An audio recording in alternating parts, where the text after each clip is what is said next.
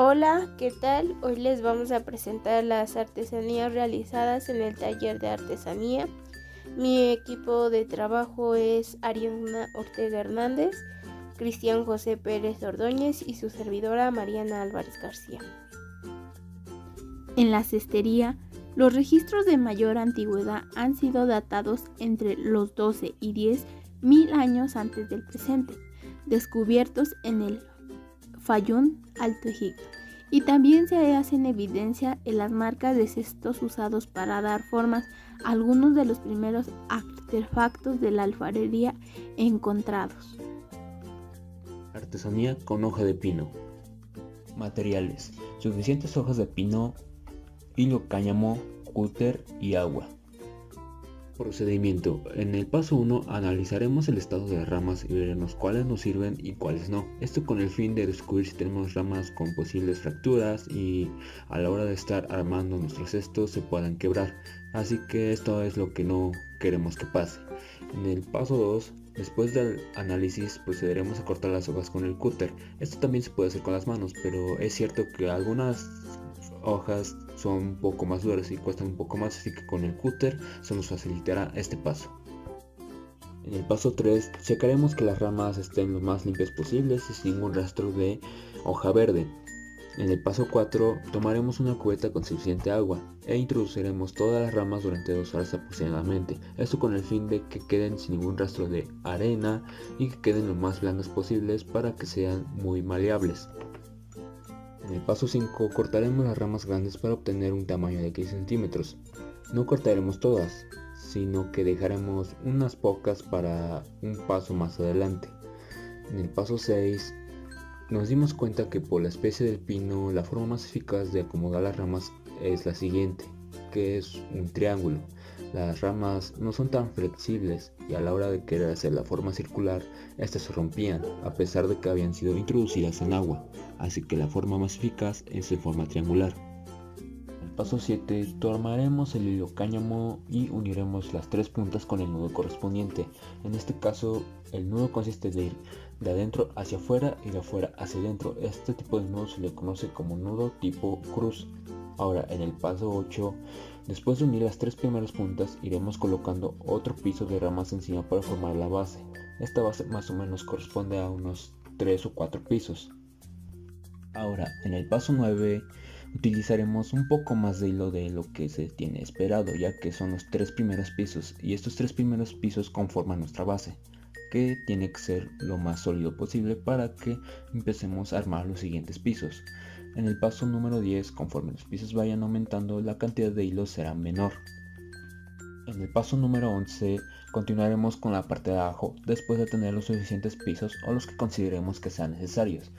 En el paso número 12, dependiendo de cuántas aberturas queremos, será la cantidad de ramas que utilizaremos. Ahora en el paso 13, con las ramas más largas y que habíamos guardado en el paso número 5, formaremos la oreja. Las vamos a entrelazar para hacerlas un poco más grandes.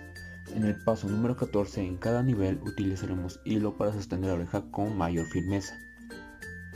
Bien, ahora en el paso número 15, como podemos observar, ya hemos terminado con la forma de nuestra cesta. En el paso número 16, pues le podemos dar diferentes utilidades dependiendo del tamaño que le hemos asignado. En este caso nos fue útil para hacer una pequeña maceta. Observaciones: en esta ocasión las ramas de pino que usamos es el pino de especie ciprés, no poseían con las características necesarias para realizar el cesto de forma circular, así que la forma más adecuada fue en triángulo, esto para no quebrar las ramas. Sin embargo, podemos decir que nuestra creatividad fue lo suficiente para crear este cesto. Entramado de papel. Materiales: 8 hojas blancas o reusadas de cualquier color, papel periódico o cualquier tipo de papel. Cúter: una liga de cabello o de las normales. Un recipiente cuadrado de la base. Tijeras, pegamento blanco y también ayudarán 4 pinzas de ropa. Procedimiento: vamos a ocupar 4 hojas y vamos a cortar a la mitad a lo largo de la hoja. 2. Después de tomar una mitad y cortamos 3 tiras iguales. 3. Vamos a hacer el procedimiento 1 y 2 con las hojas. Dependiendo del tamaño del recipiente se van a cortar las tiras. 4. Vamos a ocupar el recipiente y con las tiras vamos a cubrir la parte de abajo del recipiente, así como se muestra, horizontal. 5. Vamos a poner la liga alrededor de las tiras para que no se salga. 6. Vamos a meter otras tiritas del lado contrario a las que pusimos hasta cubrir la base, metiendo una sí y otra no. Así como se muestra en este caso lo hice de diferente color para no confundirlo. 7. Vamos a pegar 2 tiras para que armemos la parte de arriba. 8. Vamos a ir metiendo las tiritas, una sí y otra no.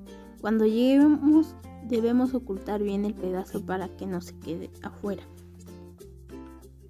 9. Así sucesivamente hasta llegar al final de las tiras que pusimos en la base. Y pues ya ahí en las ligas vamos a detenernos y vamos a ir acomodando. 10. Vamos a pegar y acomodar la parte final del canasto para terminarlo. O sea, le vamos a agarrar una tira y las vamos a pegar las que sobraron alrededor y pues ya sería todo. 11. Y listo, nuestro canasto está terminado. Observaciones. Finalmente lo que pude observar en el desarrollo de esta artesanía es que meter las tiritas sí está complicado, porque si metes una mal puedes perder el orden y ya como tal no tiene la estructura. También es interesante si lo hubiéramos hecho con material con lo que se realiza un canasto. Se vería bueno para poder practicarlo, pero en general fue interesante la forma en la que lo hacemos. El barro, según el diccionario de la Real Académica, un material arcilloso moldeable que se endurece por la cocción, utilizado en la alfarería y cerámica. El barro cocido es un testigo continuo y atemporal de la historia de la humanidad. Existen evidencias de su uso tecnológico desde hace 20.000 años, aproximadamente desde que el ser humano evolucionó a Homo sapiens. La siguiente artesanía está hecha por la técnica de pellizco. Para esta artesanía necesitamos los siguientes materiales: barro, un punzón o cúter, medio metro de manta, una tarjeta de plástico de teléfono que ya no sirva, un cuchillo sin filo y agua. Continuamos con el procedimiento. Paso 1. Ponemos el pedazo de manta en una superficie plana y colocamos la bola de barro. 2. Empezamos a moldear la bola de barro con la técnica de pellizco. Se va moldeando de una forma que vaya quedando la forma de la artesanía. 3. Se tiene que ir moldeando la artesanía donde se sienta más gruesa y una vez que ya se ha proporcionado el grosor, con el punzón o cúter quitamos un pedazo de la parte de arriba para que la figura quede derecha. 4. Una vez que ya está lista la figura, la dejamos secar. La siguiente artesanía es plato con placa. Materiales: barro, un punzón o cúter, 2 trozos de manta de medio metro cada uno, un rodillo, un trozo de esponja, agua, un recipiente que nos sirva como molde, una tarjeta de teléfono de plástico que ya no sirva, un trapo húmedo para limpiar y una bolsa de plástico medio grande. Procedimiento. Paso 1. Colocamos un pedazo de manta encima de una superficie plana y encima de esta colocamos el barro. 2. Colocamos el otro pedazo de manta encima del barro y con el rodillo empezamos a aplanar. 3. Se tiene que formar una tipo tortilla. 4. Una vez que ya se tenga el barro como tortilla, vamos a realizar un círculo y quitar lo de alrededor. 5. Seguimos aplanando con el rodillo. 6. Después ponemos el círculo de barro en el molde. 7. Con la esponja nos ayudamos para ir acomodando el círculo de barro en el sartén. 8. El círculo de barro tiene que quedar bien en el molde. 9. Con ayuda del cúter o punzón le daremos forma a la orilla. 10. Metemos el sartén en una bolsa y lo dejamos secar. De preferencia debe estar en un lugar fresco. 11. Una vez que ya está seco, lo sacamos de la bolsa y del molde y reparamos si es necesario. Y listo para ir al horno. Técnica de cuenco. Materiales: 500 gramos de barro, cúter, rodillo, una manta o trapo y un recipiente. Procedimiento: vamos a tomar una bola de barro o masa con la que tome un puño tu mano, y pues en este caso lo hice con masa. 2. Vamos a poner la manta arriba de la masa y con el rodillo la vamos a ir estirando. 3. Después de estirar la masa, ver si tiene un buen ancho y quitar la manta. 4. Con un molde vamos a ponerlo haciendo la forma del recipiente y pues en este caso es un circulito. 5. Vamos a estirar las tiras con otro pedazo de barro lo suficiente largas y con un buen tamaño de grosor. 6. Después se harán como rayitas con el cúter en la base y en las tiritas, así como se muestra aquí en la imagen. 6. Vamos a ir poniendo las tiritas en la base, acomodándolas y que den una forma. En este caso, pues donde van las rayitas las vamos a ir acomodando. 7. Vamos a seguir el paso 6 hasta que tenga un tamaño a nuestro gusto y una buena estructura. 8. Y pues ya después de tener una buena estructura, ya tenemos listo y terminado nuestro recipiente o nuestro plato. Bueno, así fue como quedó.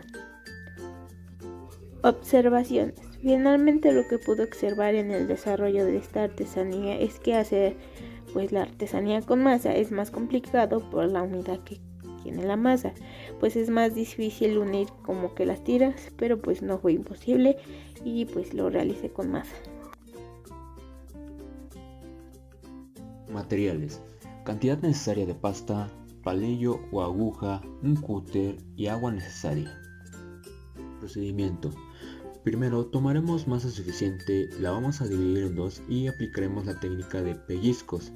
Cuando estemos aplicando esta técnica tenemos que cuidar el grosor de nuestra semiesfera, ni tan grueso ni tan delgado. Después de haber hecho esto, con el palillo vamos a hacer una especie de molde alrededor de las semiesferas para que puedan unirse con más facilidad. En el paso número 2 uniremos las dos piezas para formar una esfera hueca. El agua nos va a servir para sellar y que no quede ninguna grieta y se pueda separar.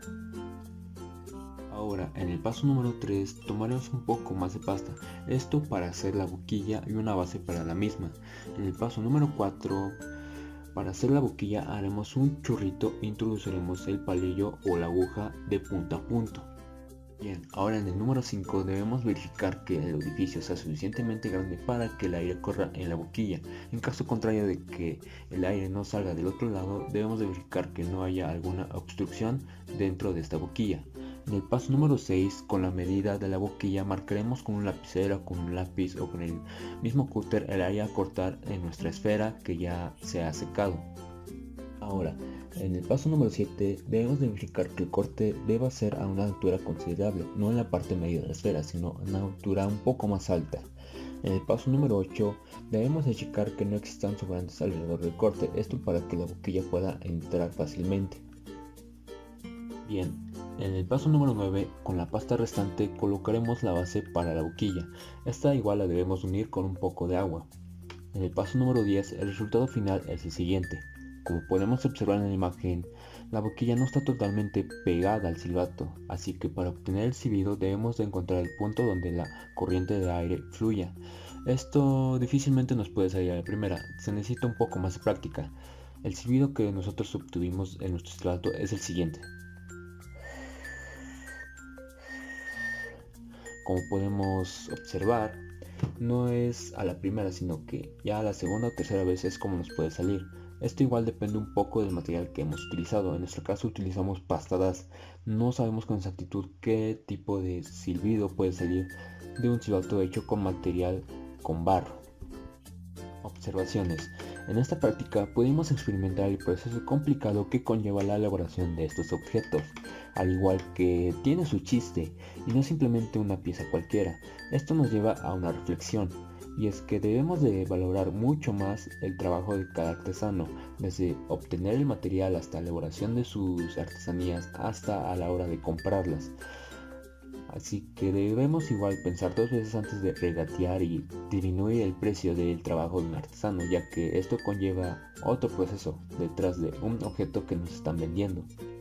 Así que podemos decir que este tipo de piezas y este tipo de trabajos nos hace concientizar y valorar un poco más lo que se hace en este tipo de objetos, al igual que la riqueza cultural que tenemos como mexicanos.